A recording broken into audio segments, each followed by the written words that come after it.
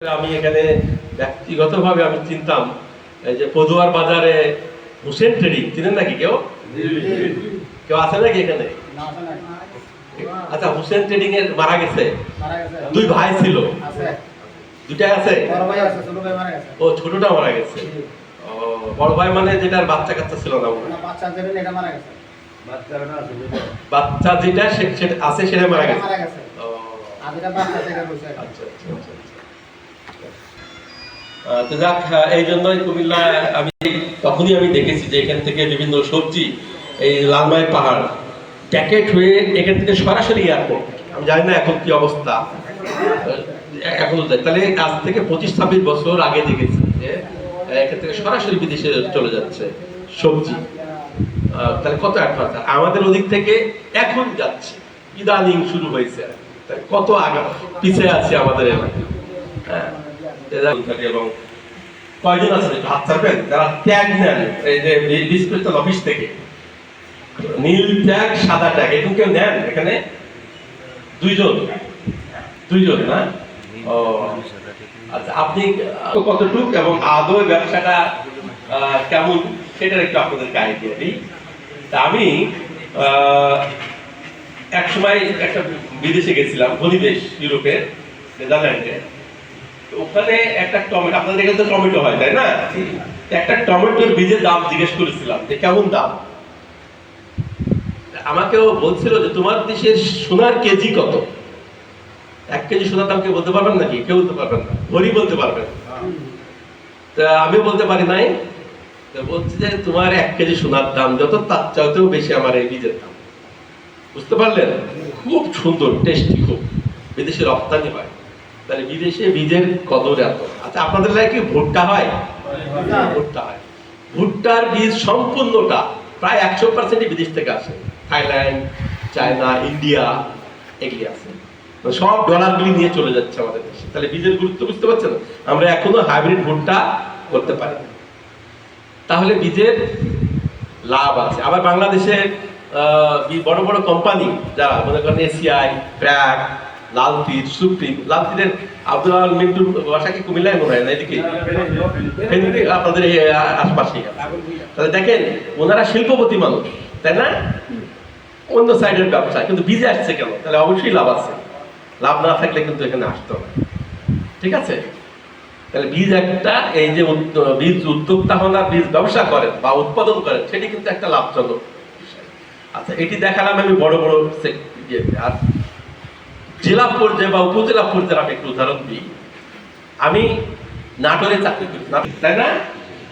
জ্ঞান, যে জ্ঞানটা অর্জন করেছেন সেটি প্রয়োগ করতেছেন এখানে। তাহলে বীজের যে নাস্তা করেন, সমস্যা নেই, কথা শুনে ওদের ভয় থাকে যে রিটায়ারমেন্টে গেলে আমার রুগী কমে যাবে, তাই না? অবকি দেখা যায় নাকি?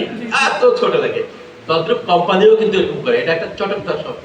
এরকম যদি কোনো জায়গায় পাওয়া যায় তাহলে কিন্তু মোবাইলের আওতায় চলে আসবে। ঠিক আছে? আচ্ছা, আবার আরেকটা কথা বলি, এরকম প্যাকেটের গায়ে কি লেখা থাকতে হবে এরকম নিয়ম কানুন কি আছে? আমরা দেখাতে পারতেছি না, কারেন্ট নাই। যেমন মেয়াদ, ওষুধ যে আমরা খাই বা আপনারা খান, মেয়াদে উত্তীর্ণ সবাই দেখেন না এখন? সচেতন, আমরা কিন্তু অনেক সচেতন আগের তুলনায়। তদ্রুপ বীজের গায়েও কিন্তু মেয়াদ থাকতে হবে, মেয়াদ উত্তীর্ণের তারিখ। যেমন আমরা যে প্যাকেট দিই, ওরা দুইজন জানে যে মেয়াদ থাকে না, যে চলতি মৌসুম এরকম লেখা থাকে না? এরকম প্রত্যেকটা প্যাকেটে মেয়াদ থাকতে হবে। আচ্ছা, আরেকটা জিনিস বলি, যে আমাদের বীজ আইনে প্যাকেটের গায়ে মূল্য কত এটা কিন্তু লেখার কথা সুনির্দিষ্ট কিছু বলা নাই। কিন্তু ভোক্তা অধিকার আইন, আপনারা জানেন ভোক্তা অধিকার আইনে মোবাইল কোড হয়, তাই না? ভোক্তা অধিকার মানে কি? খালি হোটেল টোটেল না, আপনি যা কিনতেছেন, আপনি জামা কিনবেন সেক্ষেত্রে আপনি ভোক্তা, আপনি সার কিনবেন সেটাও আপনি ভোক্তা। ওদের আইনে আছে যে প্যাকেটের গায়ে মূল্য লিখে থাকতে হবে। তাহলে আপনার করণীয় কি? আমরা চেষ্টা করবো যে আমাদের আইনে নাই যখন মোবাইল কোড হয়, কিন্তু ওরা, আমরা না থাকলে তো ওরা যা ফাইন করবে। সেই জন্য আপনাদেরকে অনুরোধ করবো, যে কোম্পানির বীজ বিক্রি করতেছেন, কোম্পানি তো আপনাদের কাছে আসছে, তাই না? তাহলে আপনারা বলেন যে বাবার মূল্য তো লেখা নাই, আমাদেরকে তো সচেতন করতেছে, আমাদের তো ফাইন হয়ে যাবে। তাহলে ওদের ঘাড়ে একটা ইয়ার থাকবে, তাহলে কোম্পানি লিখে দিতে পারবে। ঠিক আছে? তাইলে প্যাকেটের গায়ে এরকম আরো আছে লট নাম্বার। মূলত ভোক্তা অধিকার আইন ততগুলি বুঝবে না, সে অতগুলি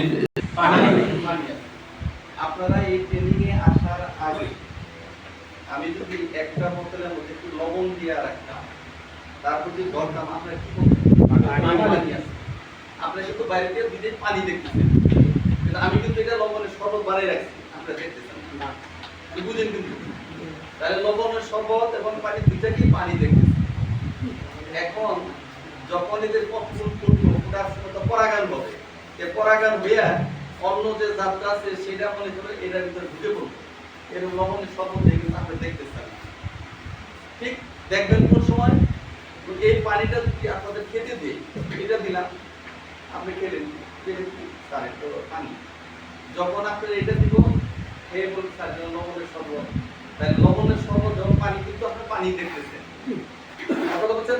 ঠিক ফুল ফোটার সময় আগে যদি এই এইটা বীজাত বাছাই না করেন, তাহলে ওই অন্য জাতের পরাগণের ভিতরে ঢুকে এরকম কি হবে, বিশুদ্ধতা নষ্ট হয়ে যাবে, এরকম লবণের শরবত হয়ে যাবে।